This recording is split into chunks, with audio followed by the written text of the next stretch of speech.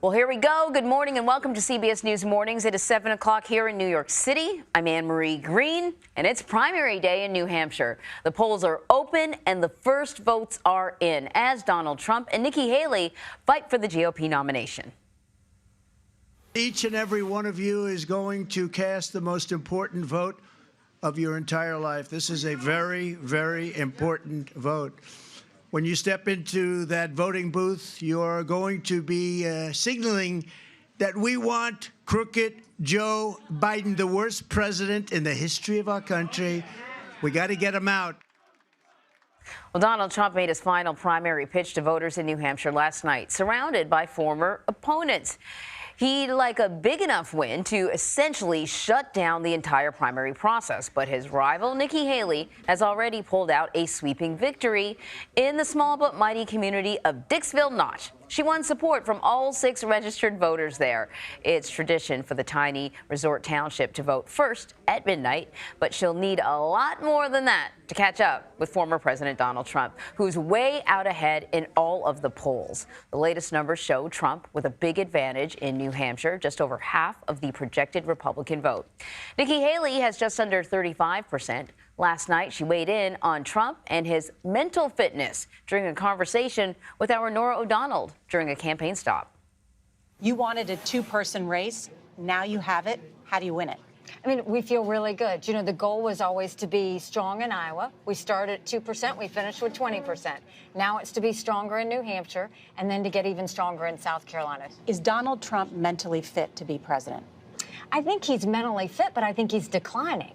And that's the, look, do we really want 2 80-year-old candidates running for president?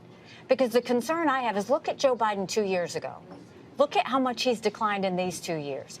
What I'm saying is, why can't we go and finally get all of these people out of D.C. and go with new generational people? Do they have to stick around this long when we see what a mess the country is in? And here's a live look at a polling place in Bedford, New Hampshire. The Secretary of State predicts Republican voter participation will outnumber Democrats by more than 230,000 today. So kicking off our team coverage on this primary Tuesday are Jake Rosen and Mario Parker. Jake is our CBS News campaign reporter, and Mario is the White House and politics editor at Bloomberg. Great to see you guys, gentlemen. Jake, I'm going to start with you. We just heard Nikki Haley doing a big push, being very critical, or at least calling into doubt, President Trump's age. Not just him, but also President Biden. This focus on age and cognitive sharpness, is this resonating with voters? Well, it's been one of Nikki Haley's consistent arguments from the time she launched her campaign, bringing in mental acuity tests as something she would provide and propose to Congress.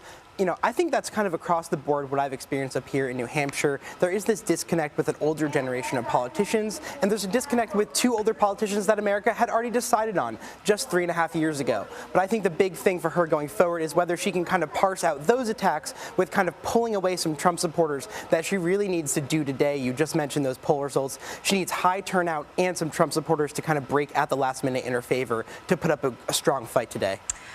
Mario, you remember the speech that Donald Trump gave after the Iowa caucuses, right? It was like he thanked Nikki Haley and Ron DeSantis. He said, we had fun, didn't we have fun? And then, boy, at the time I wondered, who is this Donald Trump? Well, he went back to the Donald Trump that we're used to, right? He's hammering Nikki Haley really hard, going after her in a way that we haven't seen, I think. He's really sort of ramped up the rhetoric, which makes me wonder, is he concerned? Well, yes, absolutely he's concerned. Donald Trump, former President Donald Trump has a thin playbook, but it's one that's been effective for him in politics, right? So you see him resurfacing some of those birther attacks that he used against both former President Barack Obama and, quite frankly, Ted Cruz back in 2016. You see him rolling that out against Nikki Haley right now. You see him attacking her for some of her decisions on the world stage.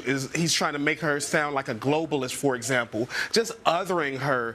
He is concerned. The former president, as we know, has legal issues. He wants to wrap up this primary, and she's a perceived threat, and she's someone that's in his way of kind of finishing off this primary. Right, and it really could be, I mean, it could be do or die for her. Obviously, she doesn't have to win, but if she starts to show an improvement even on the polls, a little improvement, then that's going to be the kind of win that will propel her forward.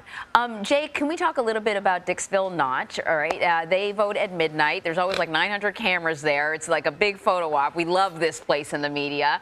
All 6 votes went to Nikki Haley, but historically, though it's sort of cute and everything, historically, is Dixville Notch ever an indicator of things to come? So it was starting in 1960 all the way, unbelievably, Anne-Marie, through 2012, but it has not been since then.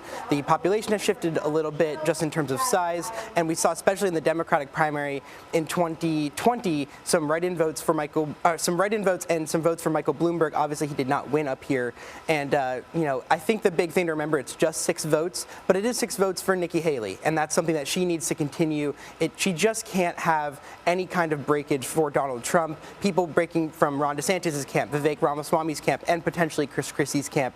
She needs this tiny little town and that momentum, from 2.5 hours up north to carry all the way down to the seacoast, another kind of more liberal and wealthy area in the state, and the Manchester, Concord, Merrimack area. Those are the key areas for her today. If she can really mobilize turnout and convince voters, like we just talked about, that both Trump and Biden are unfit, maybe there is a chance for her up here today. I would not rule it out. All right, Jake, Mario, thank you so much.